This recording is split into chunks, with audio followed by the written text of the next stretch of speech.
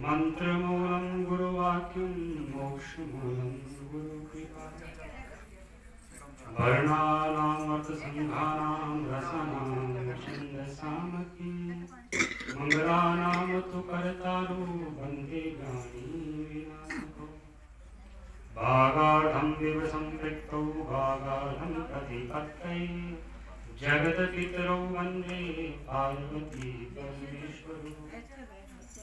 राम जैसे नहीं देवता, लक्ष्मण जैसे नहीं वीर, सीता जैसी नहीं भार्या, गंगा जैसे नहीं नीर।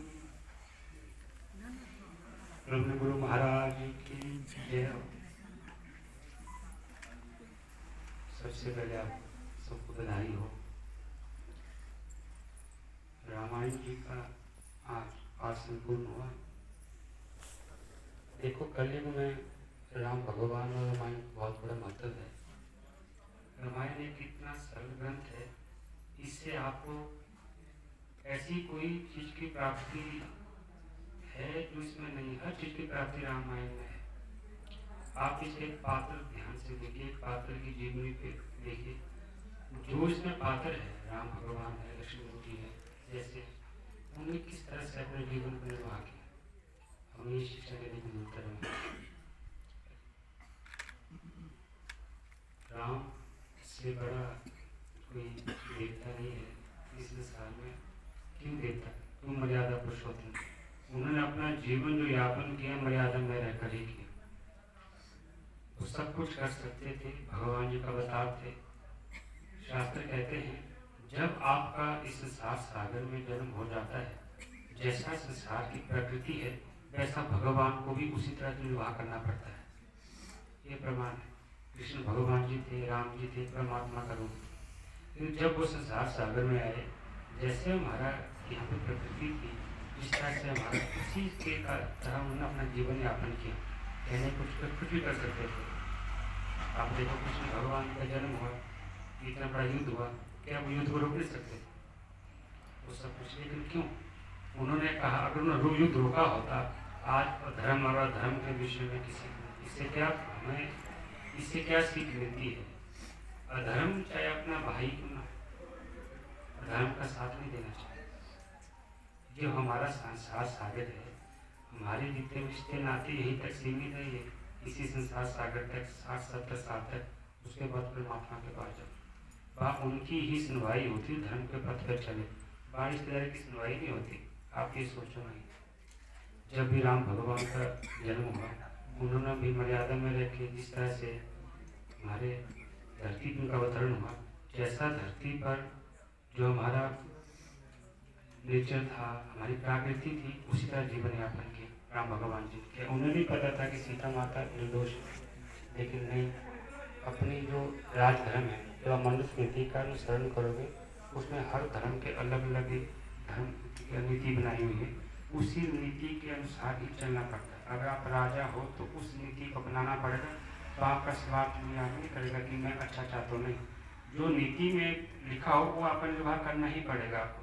आप उससे हटें, कोई नीति होती है, उस नीति पे चलने वाला राजा सदा ही अमर रहता है। रावण भी था राजा, तो क्या नहीं था, सब कुछ था, सारा दिन का दिया था, नीति नहीं थी।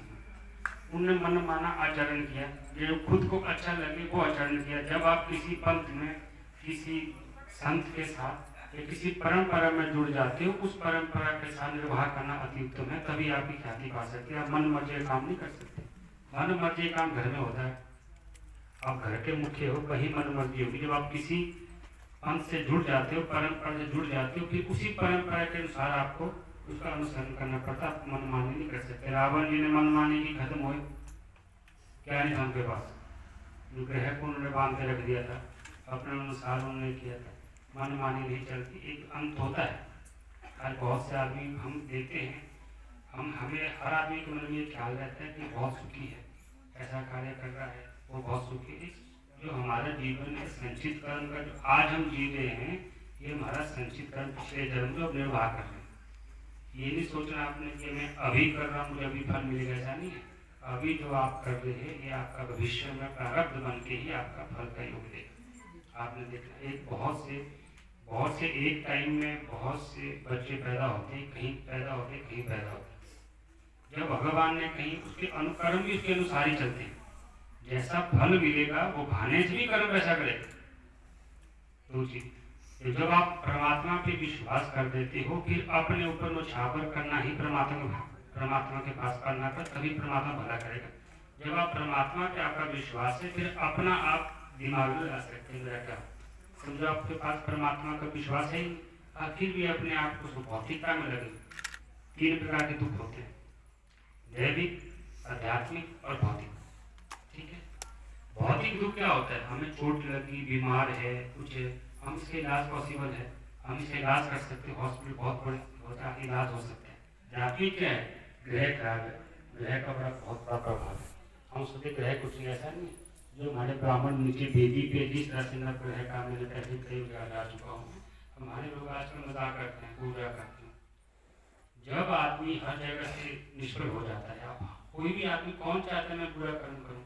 हर आदमी कहीं भी कुछ करता है अच्छे के लिए करता है, अच्छी कोई भी इंसान, चाहे वो चोर हो, कोई भी हो, लेकिन हर आदमी अपने को अच्छा करने के लिए कहीं पे कोई कार्य करता है। ठीक है, जो ग्रह की दिशा होती है, इसको अध्यात्म तो क्या है, इसका हम दुख कहते हैं। इसका क्या होता है कि ग्रह की वजह से आपको कोई काम नहीं हो पाता।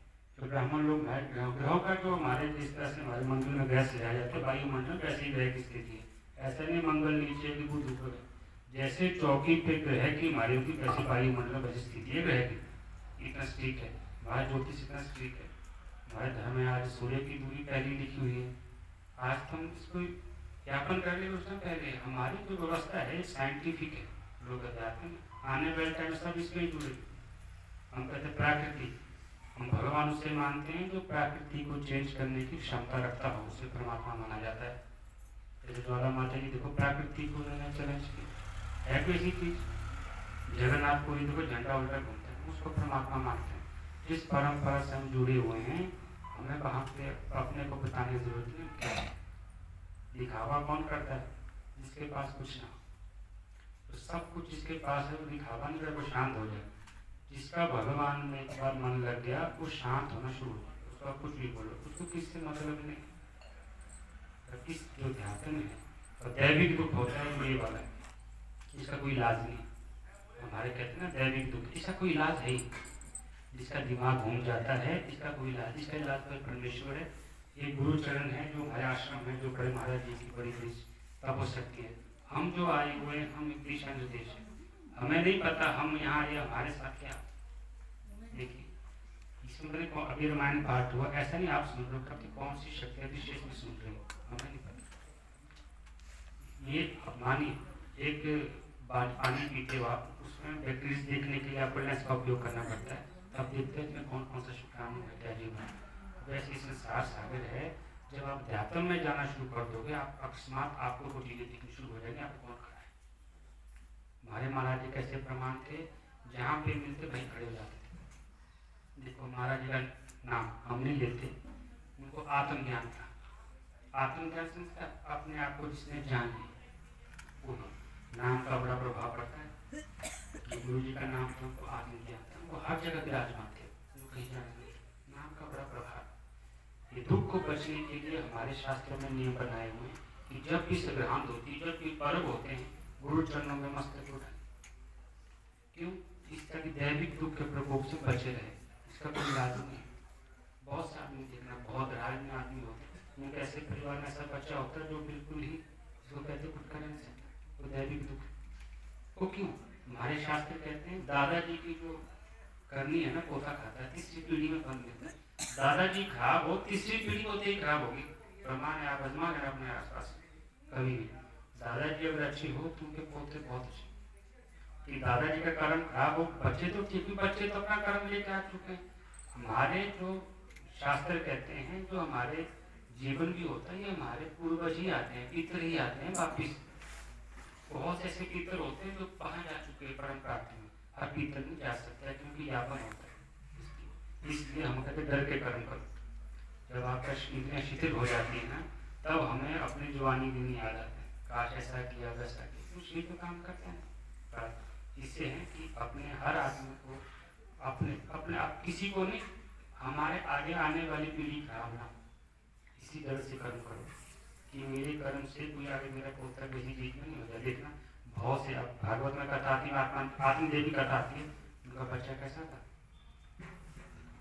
गौकर्ण था, दुर्लकारी था। तो कहने मतलब ऐसे कर्म है। आप ये मत सोचो कि मैं अपने कर्म से नहीं, आपका अगर पूर्वज कोई ऐसा रहा होगा दोबारा आपके जन्म करके आपको तंग करेगा, वो ये प्रमाण है। इसलिए हमारी गुरु परंपरा बनी हुई है। हमारे आश्रम में बोलने की बात नहीं है, ये गद्य तो आप शब्दों में बयान नहीं कर सकते इस गद्य क्या मतलब है। या तो कृपा होती नहीं, समझे मेरी बात, या तो कृपा होगी ही नहीं। इस चीज की कृपा होगी तो फिर आपको पता नहीं चलेगा कि क्या हो। कृपा वो नहीं हो क्या वो करोड़ों मिल जाए, उसको कृपा नहीं कहते, वो तो खतरा है आपके लिए। किसी को लग जाए पता आपके घर में करोड़ों रुपये है तो आपको पहरेदार रखने पड़ेंगे, चारों तरफ कोई लूट के नहीं ले जाए ये संपत्ति। कृपा वो है आपका सोचा हुआ कार्य पूरा हो जाए, तो कृपा देती है। सबसे बड़ी बात जो आपने मन में सोचा अचानक तो कृपा देती है, तो वो चीजें पूरी होने लग जाए तो फिर तो समझो कृपा आपके साक्षात भगवान आपके साथ। ये नहीं तोड़ते आगे तक। कामधेनु का मतलब क्या था, वो गाय थी, कामधेनु माता गाय थी, लेकिन वो थी जैसी जो आपको चाहिए उसी टाइम देती थी। कहते थे ऋषि मुनि का जो गाय होती थी वही पूरी देती थी। ये मत सोचिए अपने आप क्या मत सोचा। हम क्या आजकल पंथ से जुड़ रहे हैं, किसी के विचारों से जुड़, विचार कभी भी चेंज हो सकते हैं। आज अच्छा बोल रहा हूँ, क्या पता भगवान मेरी बुद्धि में क्या है, मैं आपसे कल बुरा बोलना शुरू कर दूं। आप विचारों से ना जुड़ो, जो शास्त्र कहता है, ये मैं नहीं कह रहा हूँ, ये शास्त्र कहता है। हम यहाँ बैठे हुए आप कोई शास्त्र नहीं पढ़ सकता, कुछ आदमी शास्त्र पढ़, उसमें जो काम की चीजें होती है ना वो बताते हैं। इसमें क्या काम की चीजें, बहुत सी चीजें। तो जो प्रोफेसर बनते उन्हें डिग्री की जो आपकी पूरी पढ़ाई नहीं बताएगा, वो पर्टिकुलर कोई आपको चीज बताएगा जो आपके काम आ सकती हो, वो चीजें। ये वो शास्त्र है जो आपको काम आए, कोई हम बता सकते। हमारे विचार नहीं, हम आज भी गुरु मारे तक क्या पता हमारे विचार कैसे होते। हमें आदर न मत दीजिए, अब गुरु परंपरा शास्त्र जी को, शास्त्र को आदर दीजिए। हम आपके पास आए, हम वो घोड़े हैं, हमारे ऊपर महाराज जी क्या पता किस रूप में विराजमान, कैसे आपका गुरु। हम तो ये दुआ करते हैं आप जितने भी आए गुरु जी ऐसे आपकी सारी मनोकामना अपना वो है। हमारा काम है चलना, हमें खुद नहीं पता हम क्या है, सच्ची बात हमें खुद नहीं पता हम क्या है। हम आपके पास है क्या पता, हमें कुछ डरते हैं हम कि महाराज जी आज आप इस लाइन पे लगा, कुछ ऐसी चीज मत लें कल दिन हमें कुछ सुनने को मिल जाए, या इस लाइन पे लगा दो कि आप ही पास है। जब आपके पास ये भाव मन में आ गया तो भगवान आपका बुरा होने नहीं देते। बहुत से आजकल क्या होता है, बहुत से आदमी ऐसे हो गए विचार एक पंथ है। देखिए डिसिप्लिन आप अपने घर में कर सकते, डिसिप्लिन परमात्मा से चीज वहाँ डिसिप्लिन नहीं चलता, वहाँ फिर परमात्मा के वो चले वही चलते। और ज्योतिर्लिंग जाओ, हर ज्योतिर्लिंग में डिसिप्लिन जो भगवान जहाँ विराजमान वही है, वो 100 साल पहले वैसी जगह थी, आज भी वैसी है परंपरा। आप चेंज नहीं कर सकते, भौतिक आध्यात्मिक चीजें। हमारा डेरा है आज का नहीं करते, कितनी संत ऋषि ने तब किया होगा यहाँ पे, सभी चीजें बहुत से आदमी। हम सबका गुरु परंपरा के लिए हैं, क्योंकि हमारी जो गति चलती है शास्त्रों, यहाँ भाव नहीं चलता कि मेरा मन करता मैं ऐसा करूँगा, ऐसा नहीं। जो शास्त्र होगा वही चलेगा। हमारे जो पर्व होते हैं पंच विष्णु के भंडारा है 27 को, और साधन पंच विष्णु का भंडारा जो खिचड़ी बनती है बहुत से रोगों को दूर करती है। ऐसे भाव होता है, फल 10 प्रकार के फल मिलते हैं, जिस भाव से जो फल ग्रहण करेगा वही उसको फल मिलेगा।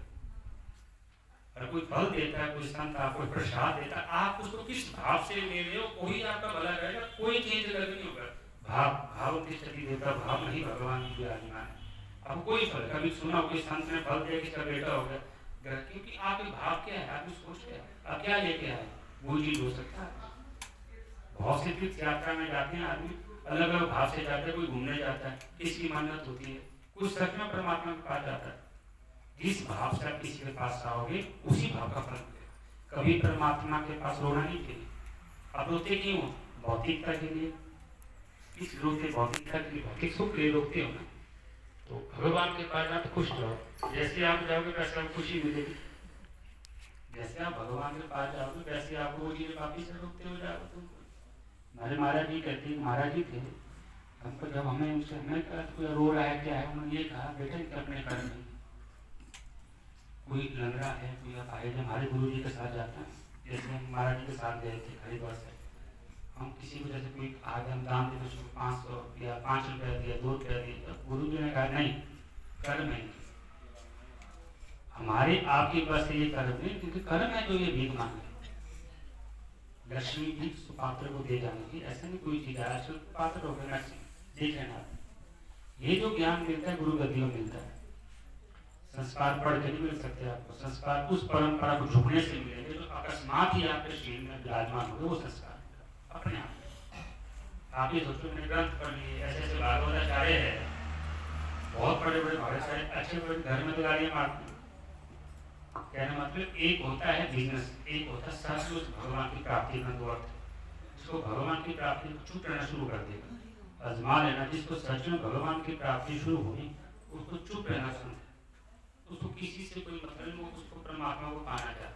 जिसको लग जाए करता मुझे कोई देखे या मुझे होगी विषय वासना में हुआ है, उसे कुछ नहीं छू सकता। एक भगवान का बनाया हुआ इंसान है, उसने ऐसा सुपर कंप्यूटर बनाया हुआ है कि सेकंड की खबर रखता है वर्ल्ड। जिस परमात्मा ने इंसान बनाया तो कैसा कंप्यूटर होगा, वो तो श्वास गिन के रखे थे। ये चीज भगवान बहुत डर के कारण कीजिए कि हमारे किसी दूसरों के लिए नहीं, भगवान के लिए नहीं, या किसी बचने के लिए नहीं। आप मेरे सामने अच्छा बन सकते हो, मैं कुछ नहीं कर सकता आपका, मैं क्या कर पाऊंगा। परमात्मा उससे डरो, वो देख रहा है, पर खबर वही देगा। इंसान कुछ नहीं दे सकता कोई चीज। ऐसा कर्म करो ताकि हमें किसी चीज पछताने की जरूरत ना पड़े। नहीं तो ऐसा होता है आप वृद्ध शरीर हो और साथ में घर में एक ऐसा बच्चा पैदा हो जाए जो हर क्षण आपको कष्ट दे, समझो आपका सबसे बड़ा हो। बाकी आपको बहुत बहुत साधुवाद, शादी की बहुत बहुत बधाइयाँ हो। भगवान करे जिस तरह से रामायण पाठ करता है वैसे ही आपका जो परिवार है फलता फूलता रहे, वैसे संस्कार आते रहे। गुरु महाराज जी की हमेशा ऊपर छाया है। जिस तरह से आप चाहते हैं सारे मनोकामनाओं की ही अरदास कर सकते हैं, सारे मनोकामना पूर्ण हो जाए। बाकी हमारे हाथ में कुछ हम आपकी तरह है, आए गए हम तो कोई ये है कि आपकी मनोकामना पूरी महाराज से बात की। जयकारा बाबा जोगी पंगे बनेगा।